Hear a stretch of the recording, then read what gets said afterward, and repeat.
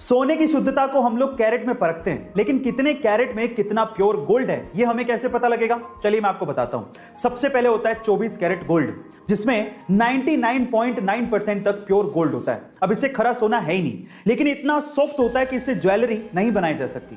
फिर आता है 22 कैरेट गोल्ड, जिसको 916 गोल्ड भी कहते हैं, क्योंकि इसमें 91.6% प्योर गोल्ड होता है और बाकी बचे हुए परसेंटेज में कॉपर और जिंक जैसे मेटल मिक्स होते हैं।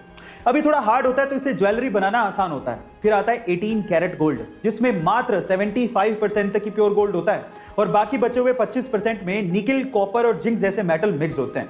यानी कहने का मतलब यह है कि जैसे जैसे कैरेट घटता जाएगा, सोने की शुद्धता भी घटती जाएगी और साथ ही साथ सोने की चमक भी घटती जाती है। गाइस, आपको ये इंफॉर्मेशन कैसी लगी चैट सेक्शन में जरूर लिखिएगा। बॉलीवुड में आपके बहुत से ऐसे चहेते स्टार्स हैं जिनका रियल नेम कुछ और ही है और आप उन्हें किसी और ही नाम से जानते हैं, जैसे अमिताभ बच्चन, जिनका रियल नेम इंकलाब बच्चन है, अक्षय कुमार, जिनका रियल नेम राजीव हरिओम भाटिया है, सलमान खान, जिनका रियल नेम अब्दुल राशिद सलीम सलमान खान है।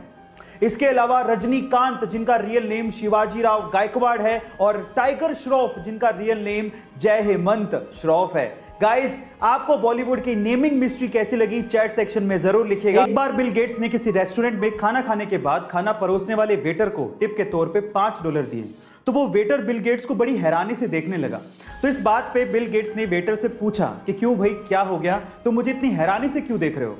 तो उस वेटर ने बड़ी विनम्रता से कहा कि इसी टेबल पे जब आपकी डॉटर ने खाना खाया था तो उन्होंने मुझे $500 की टिप दी थी और आप तो उनके फादर हैं, दुनिया के सबसे रिचेस्ट पर्सन हैं, और आपने मुझे सिर्फ $5 दिए। तो इस बात पे बिल गेट्स ने जो कहा वो आप लोगों को सुनना चाहिए। बिल गेट्स ने कहा कि उसके पिता दुनिया के सबसे अमीर आदमी हैं, पर मेरे पिता नहीं। गाइस, इसलिए कहा जाता है कि आप कितनी भी सक्सेस की ऊंचाइयां छू लें, आपको अपने पास्ट को कभी नहीं भूलना चाहिए, क्योंकि वही आपका सबसे अच्छा टीचर होता है।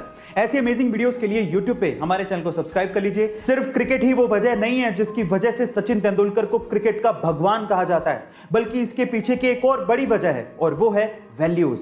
इसे एक एग्जांपल से मैं आपको समझाने की कोशिश करता हूं। जब 1996 के वर्ल्ड कप में बहुत सारी टोबैको और सिगरेट कंपनीज क्रिकेटर्स को एंडोर्समेंट के लिए या फिर एडवर्टीजमेंट के लिए अप्रोच कर रही थी, तो बहुत से नामी क्रिकेटरों ने इन्हीं सिगरेट और टोबैको कंपनीज के स्टिकर लगा लगा के बैटिंग की थी और इन कंपनीज को एंडोर्स किया था। लेकिन सचिन तेंदुलकर ने ऐसा नहीं किया।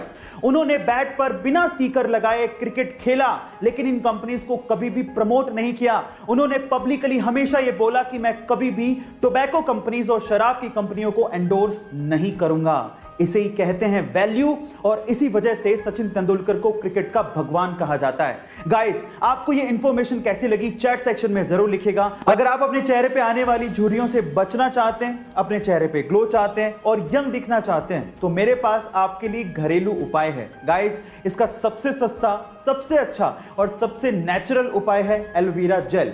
एलोवेरा जेल को आपको बाहर से भी खरीदने की जरूरत नहीं है। इसका पौधा आप घर पे ही लगा सकते हैं और उसके बाद एलोवेरा से एलोवेरा जेल भी आप घर पे ही निकाल सकते हैं। और अगर आप हर दिन 20 मिनट के लिए एलोवेरा जेल अपने चेहरे पे लगाएं और उसके बाद साफ पानी से अपने चेहरे को धो लें, और अगर आप ये रेगुलरली करते हैं तो आपके चेहरे पे ग्लो आएगा और आपके चेहरे की चमक बढ़ेगी और आप युवा दिखने लगेंगे। गाइस, ऐसे अमेजिंग हेल्थ टिप्स के लिए यूट्यूब पे हमारे चैनल को सब्सक्राइब कर लीजिए।